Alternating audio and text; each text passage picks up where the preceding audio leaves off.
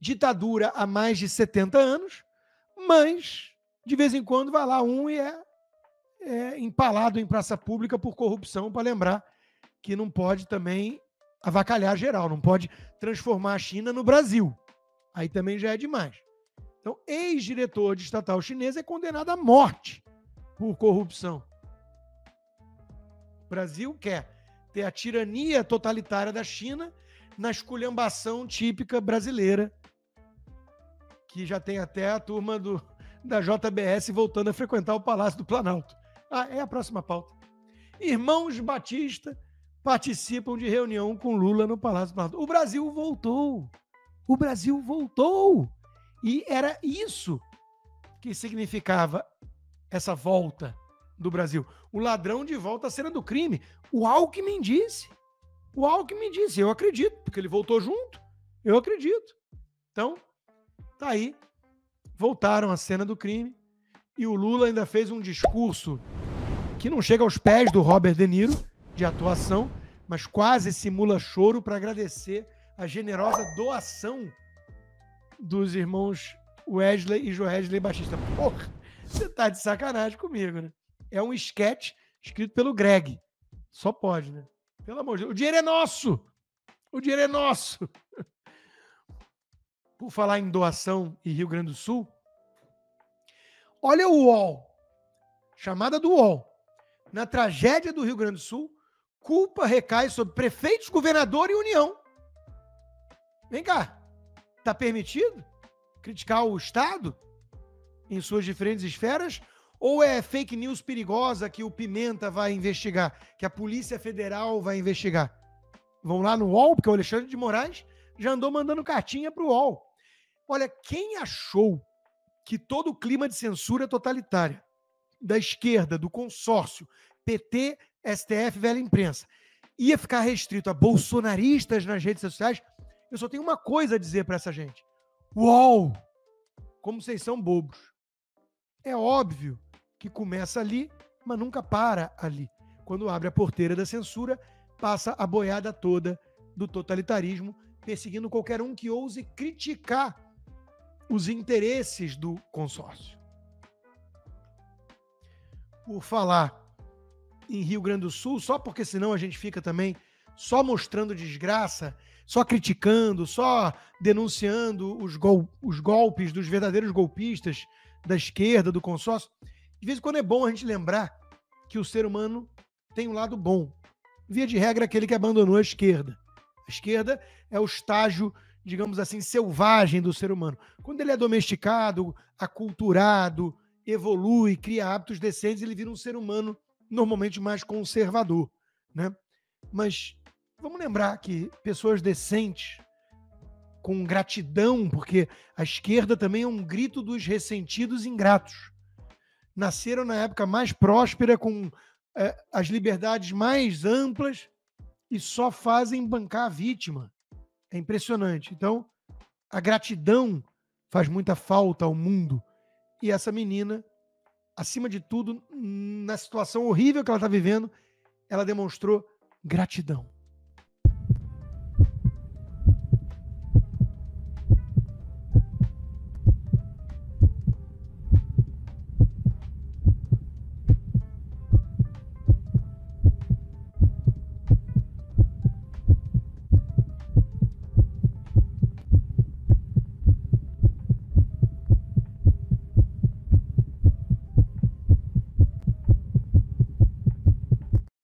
Essa garota está muito bem encaminhada para não se tornar uma típica esquerdista. Bom, eu falei da questão da mentira, né? Da censura. Foi tema da minha coluna hoje sobre a questão do veto 46, que graças ao empenho, à mobilização dos parlamentares de oposição e todos nós nas redes sociais, caiu. Eu coloquei esse título hoje. Os mentirosos, foi uma frase do Nicolas Ferreira, que eu vi. Os mentirosos querem definir o que é verdade. E aqui é importante lembrar sempre daquilo que eu digo, que é, historicamente falando, censura nunca foi imposta para calar a mentira, para perseguir mentirosos. Nunca. Para perseguir mentiroso não precisa de censura. Basta a verdade. A censura sempre foi instrumento de quem mente e quer calar as verdades incômodas. Por exemplo, o Black Lives Matter, se chegasse ao poder de fato e de vez, o Black Lives Matter ia proibir um livro desses. Porque esse livro lembra que existe uma minoria inconveniente para as narrativas falaciosas dos movimentos raciais nos Estados Unidos. Então, eles precisam da censura para calar as verdades inconvenientes. Por exemplo, tinha que ter esse sobrenome, né? O tal do Pedro Rousseff.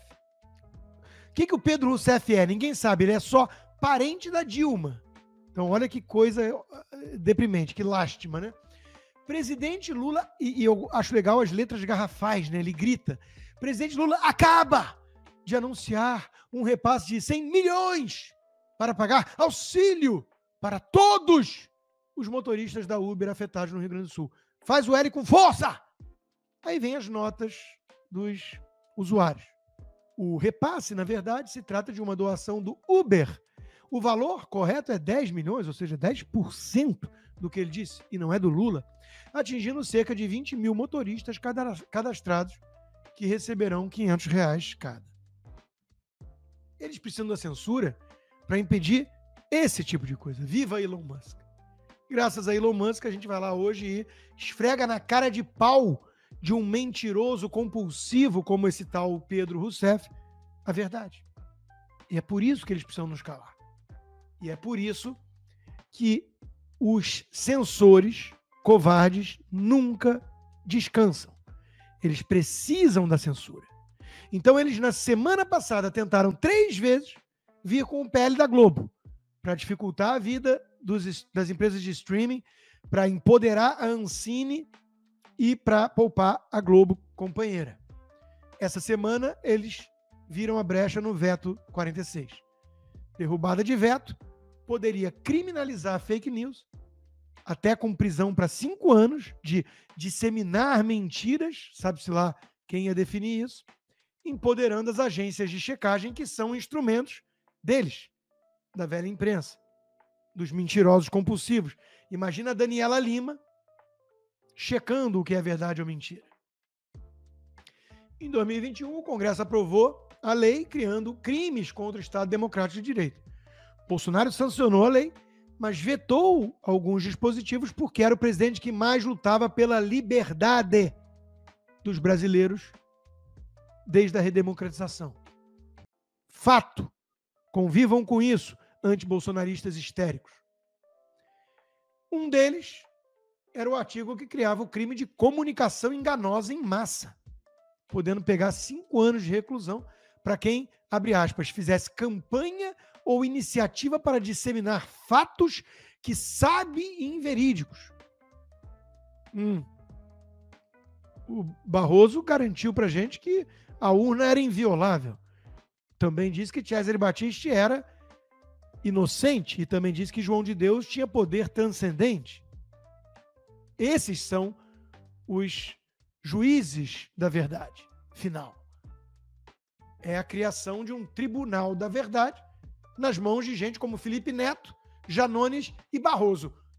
Puta que o pariu, né? Não tem outra expressão. Felizmente, foi avassalador o placar em prol da liberdade. 317 votos, sim. 139 para derrubar o veto. Então, parabéns a todos os envolvidos. Resta saber se foi consciência do Centrão de que até eles vão ser alvos da censura, se isso começar a passar, da forma que a turma da esquerda está tentando, ou se foi algum tomar lá da cá. Talvez o veto da saidinha, que o Lula vai vir aí para manter a saidinha dos presos, e aí eles não derrubam também esse veto. Tomara que não. Tomara que seja conscientização do parlamento de que se eles não fincarem os pés agora, o Brasil vira a Venezuela. E aí, meus amigos, o centrão fisiológico acaba engolido.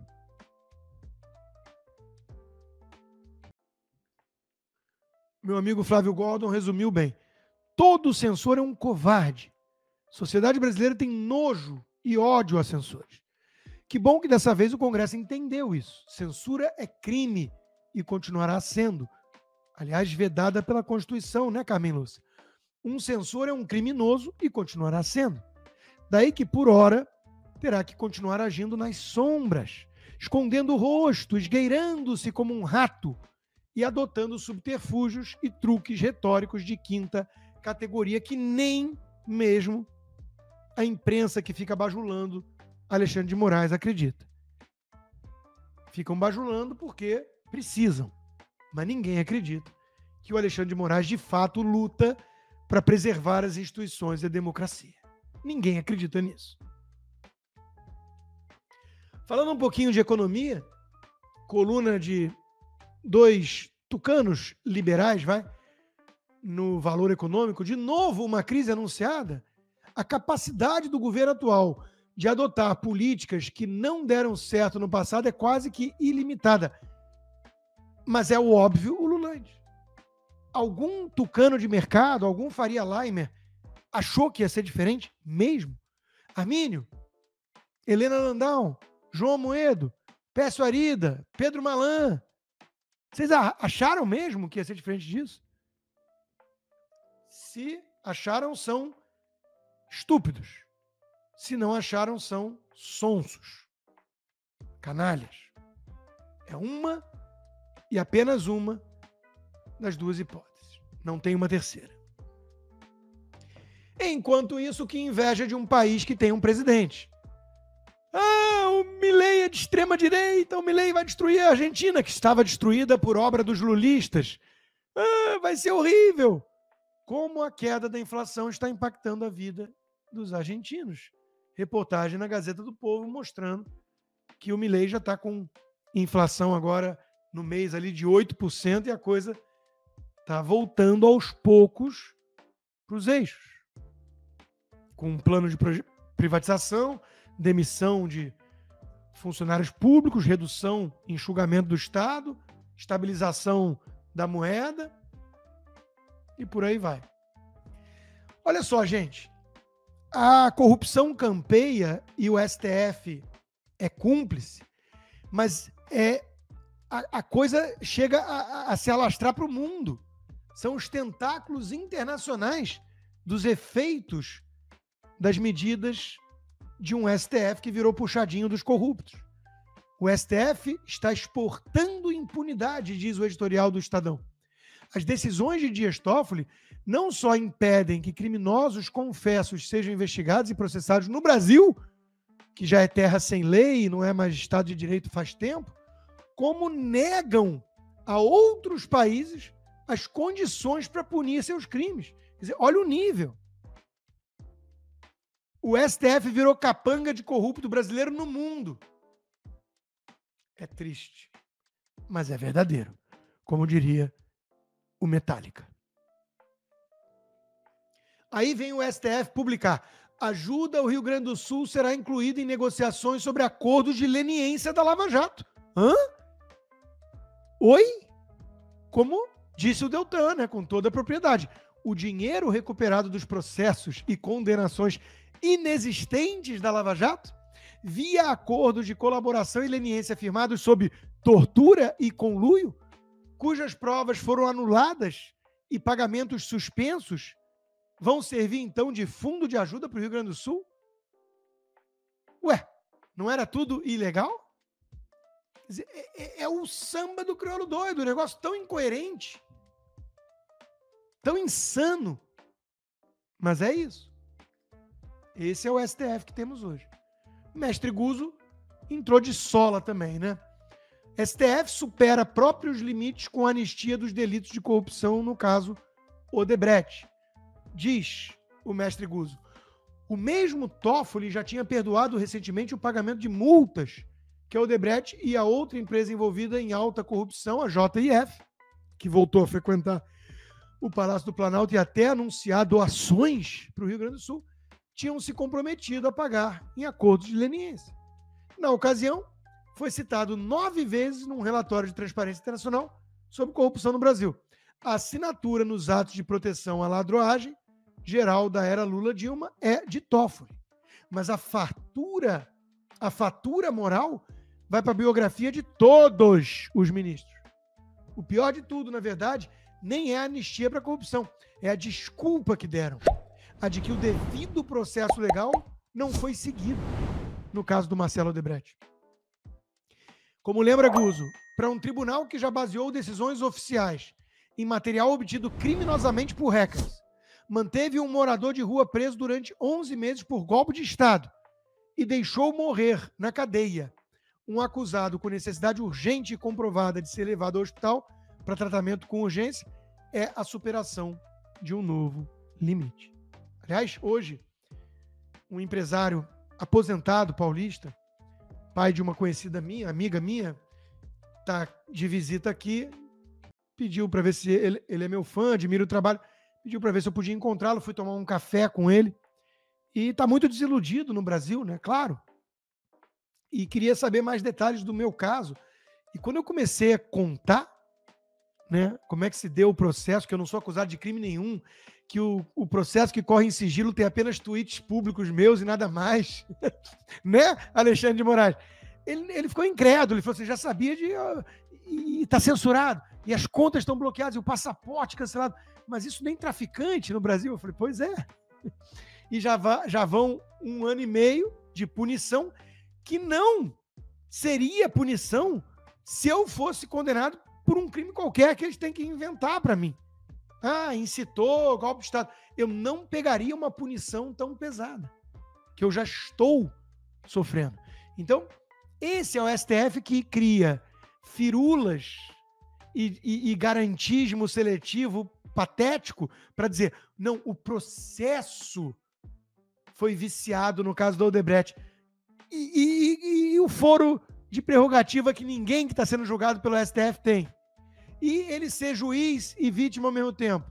E a suspeição de quem diz, nós derrotamos o bolsonarismo, eu odeio o bolsonarismo. Deixa eu julgar o bolsonarismo? É louco. É louco. Mas é isso, né? Aí vem o Barroso, o pavão supremo, e pergunta, em coluna recente, quanto vale o judiciário? Inestimável, justiça não se mede em dinheiro. É fácil dizer isso quando usa o dinheiro dos outros, e usa muito. Bom, quanto vale o judiciário, nós já sabemos. Não vale porra nenhuma. Vale para atormentar a vida do brasileiro decente, para perseguir inocente, para prender e eventualmente matar quem estava comendo algodão doce no dia 8 de janeiro. É para isso que vale. Agora, quanto custa? A gente tem uma boa ideia, viu? Ah, é inestimável, não liga para dinheiro, diz Barroso. Não, a gente liga e faz o cálculo. Despesa do judiciário bate recorde e chega a, atenção, não caiam da cadeira, 132,8 bilhões. Bilhões de reais. Com B de bola. Tá bom para você que paga a conta? Aliás, estamos no dia 28 de maio. Deixa eu dar uma notícia para vocês. Até aqui, até agora, vocês trabalharam, pensa todas as segundas-feiras que vocês acordaram para trabalhar, o tempo perdido no transporte, o estresse, o chefe pentelho. Até aqui, vocês trabalharam para bancar isso, o Estado brasileiro. A partir de agora, vocês começam a trabalhar para vocês. Tá de bom tamanho? Tá ineficiente ou não? Tá bom? Muito eficiente. Com gasto mensal de R$68 mil por magistrado, inclusive aquele que tem a senha LUL22, e esse não paga o pato, a Ludmila Lins Grilo é que paga, porque está tudo dominado. Cada brasileiro pagou mais de R$650 para bancar o sistema. E coisas como essa. STF deve gastar R$350 mil para monitorar 24 horas o que se fala sobre o tribunal nas redes sociais. Alô, Stasi, és tu? És tu com o nosso dinheiro monitorando críticos desses cúmplices de corruptos? Mas calma, que após 2 anos, Alexandre de Moraes deixa o comando do TSE. Gilmar Mendes elogiou. Moraes teve uma atuação marcante na defesa das instituições. Gilmar Mendes é aquele da Gilmar Palusa, de Portugal, aquele que a mulher brinca, e é corrupção, é a impunidade, o crime compensa no Brasil. E aquele que chora de emoção com a defesa feita por Zanin de Lula. Esse é o Gilmar Mendes que elogia o Alexandre de Moraes com a sua atuação brilhante na defesa das instituições à frente do TSE. Mas não comemorem ainda. Primeiro que existe uma certa gratidão dos ministros do STF à atuação de pitbull do Alexandre de Moraes, que foi aquele que cometeu mais crimes, mas não sozinho, e muitas vezes que foi a plenário com consentimento dos seus cúmplices. Agiu à revelia da Constituição inúmeras vezes, e não sozinho. E não estava sozinho. E também não é hora de comemorar, porque vem aí a Carmen Lúcia. Aquela do cala a boca já morreu, que morreu sim, porque ela mesma matou. Falta de regulamentação de inteligência artificial e redes sociais são maiores desafios das democracias. Diz aquela que falou, é censura, está vedado na Constituição, mas até segunda-feira pode censurar o Brasil Paralelo, que eu deixo. É 2124. A segunda-feira, eu acho. Não, Carmen Lúcia. A maior ameaça às democracias vem de ministros do Supremo ativistas. Vem da juristocracia. O fim da democracia por meio de militantes togados. Essa é a maior ameaça à democracia.